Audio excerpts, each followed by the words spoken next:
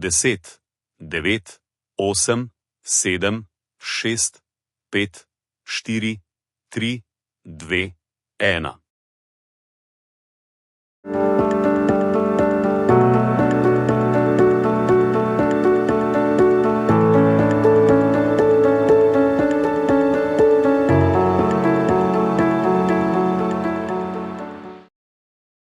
Dobrodošli pri novi izmenjavi mnenj. Živjo!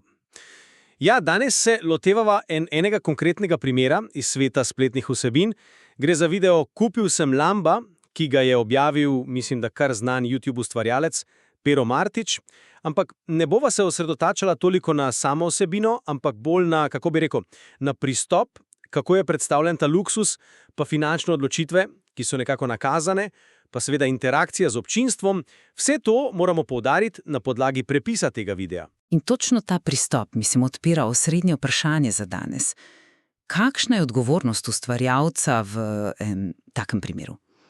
Ali ta način, kako Martič meša fantazijo, ta famozen nakup Lamborghinija, pa potem realnost, ki kasneje prizna, da je najet, in seveda čisto očitne promocijske elemente, ali je to samo, sodobna oblika spletne zabave? Mogoče celo nekaj pričakovanega.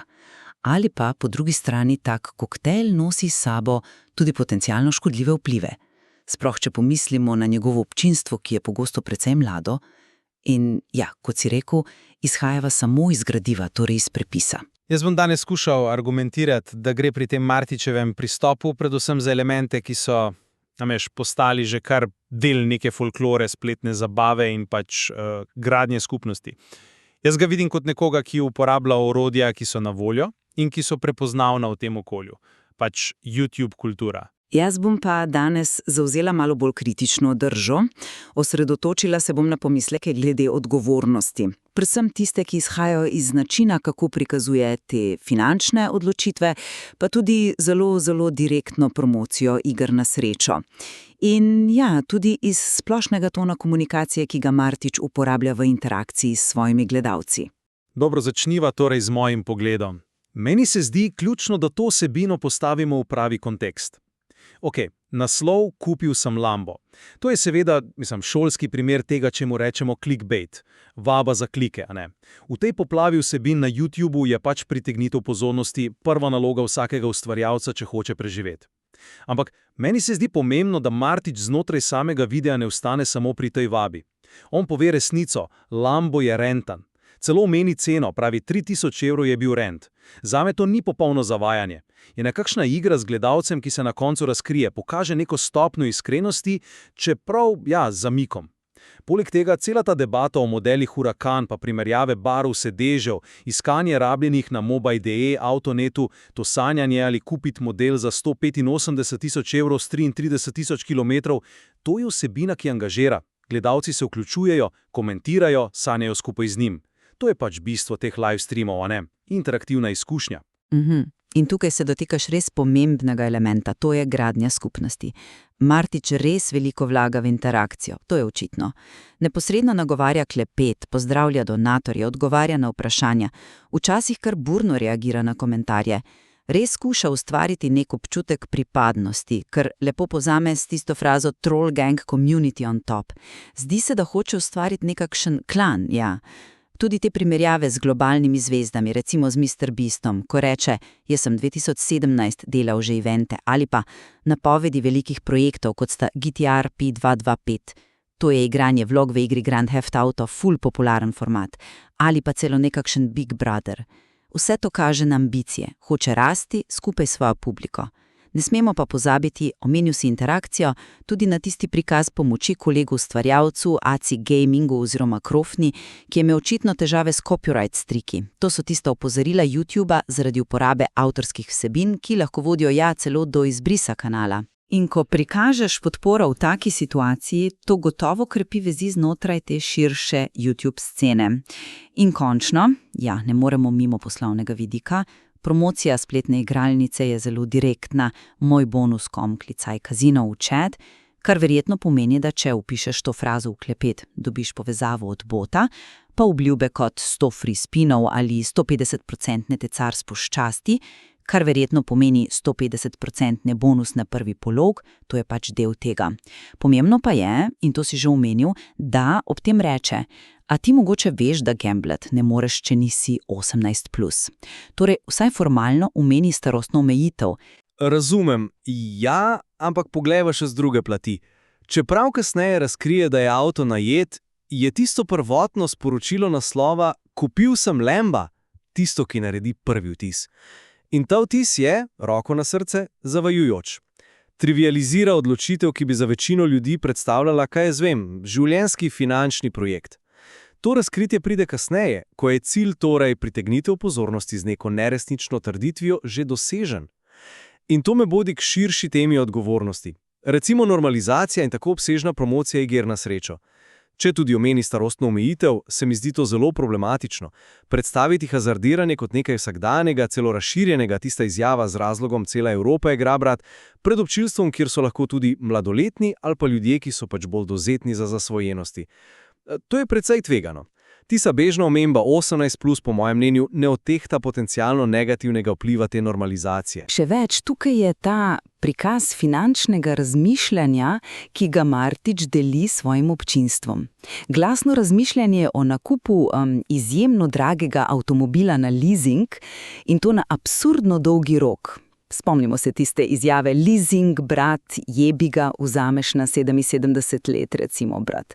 Medtem ko hkrati omeni, da živi v najemniškem stanovanju. A je to bod, da živim v najemu, pa da Lambo tu?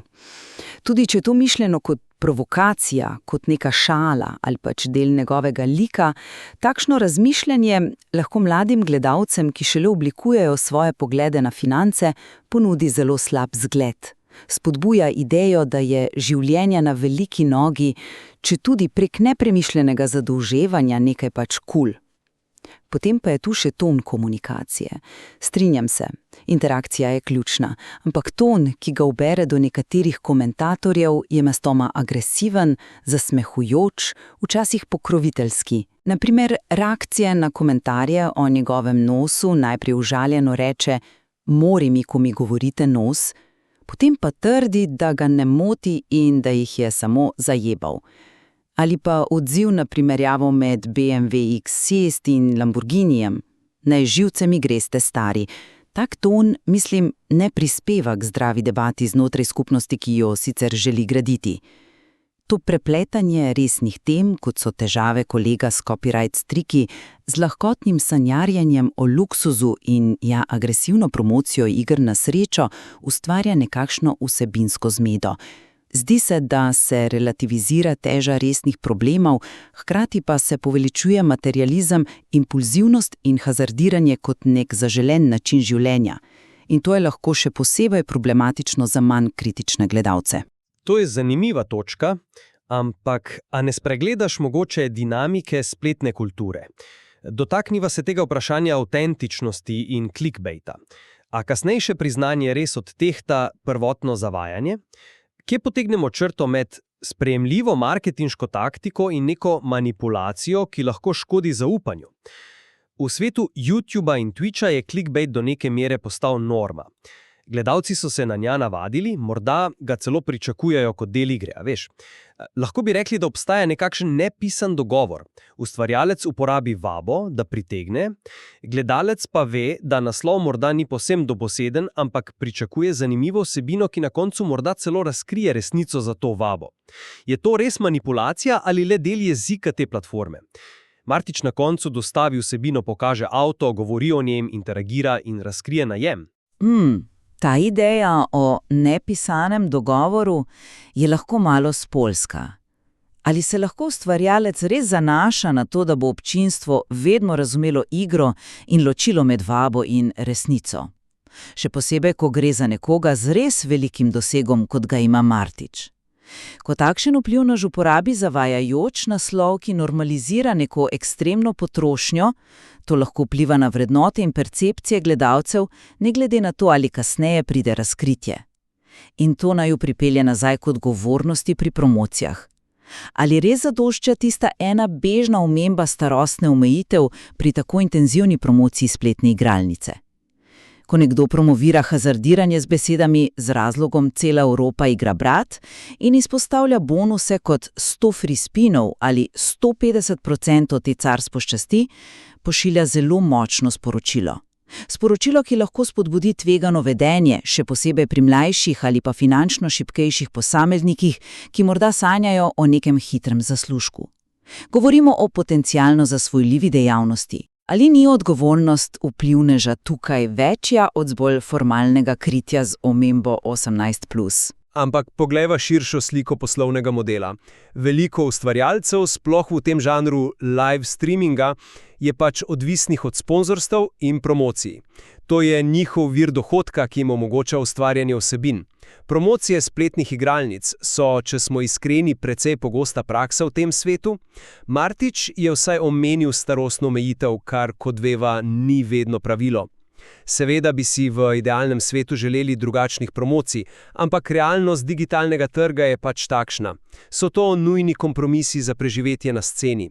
Glede finančne pismenosti, ali je res naloga spletnega zabavljača, da deluje kot nek finančni svetovalec?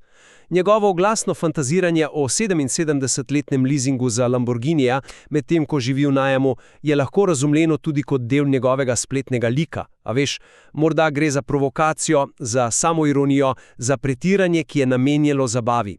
Ali moramo res vsako njegovo besedo jemati kot dobeseden nasvet? Morda njegovo občinstvo točno ve, da gre za šov, za fantazijo, ne pa za neko priporočilo. Tukaj se pa ne morem čisto strinjati.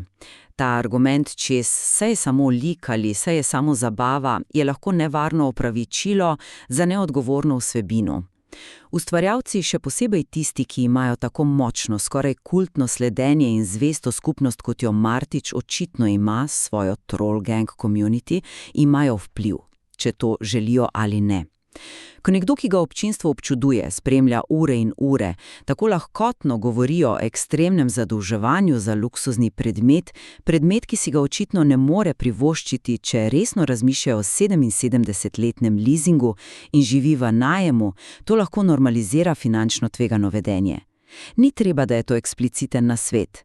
Ponavljajoče izpostavljanje takšnega miselnega toka lahko nezavedno oblikuje stališča, še posebej pri mlajših. Ampak, ko ta prestopi mejo v agresijo ali zasmehovanje, na živce mi greste, stari, ali tisto igranje z gledalci glede komentarjev o nosu, se moramo vprašati, kakšen vzor postavlja, kakšno kulturo dialoga spodbuja znotraj svoje skupnosti.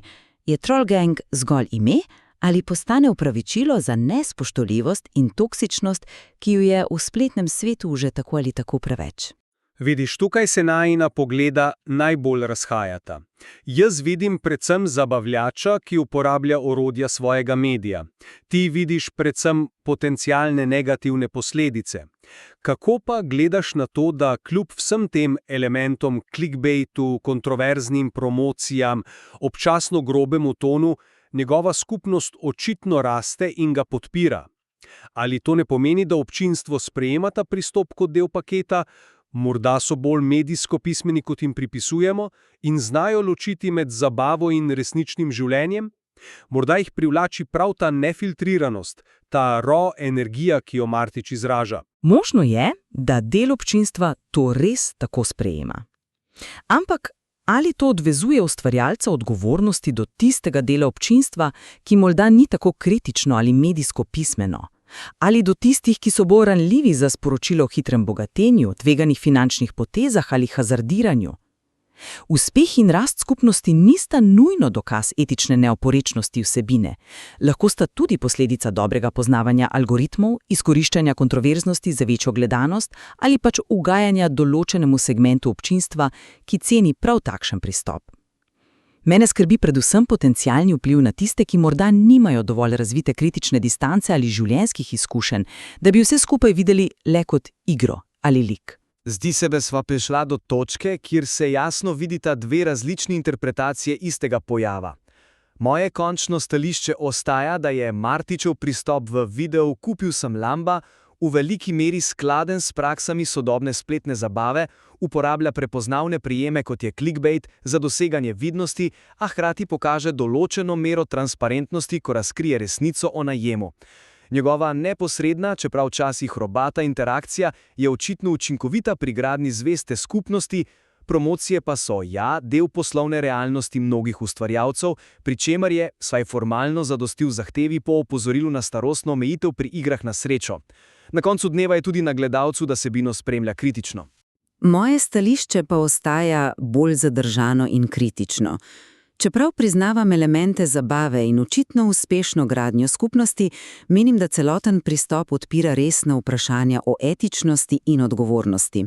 Začenši z zavajajočim naslovom, preko obsežne in normalizirajoče promocije potencialno škodljivih iger na srečo, do lahkotnega razpravljanja o finančno tveganih potezah in občasno agresivnega tona komunikacije, vse to kaže na potencialno pomanjkanje zavedanja ali pa skrbi za širši vpliv na občinstvo, ki nedvomno vključuje tudi mlajše in bolj ranljive posameznike.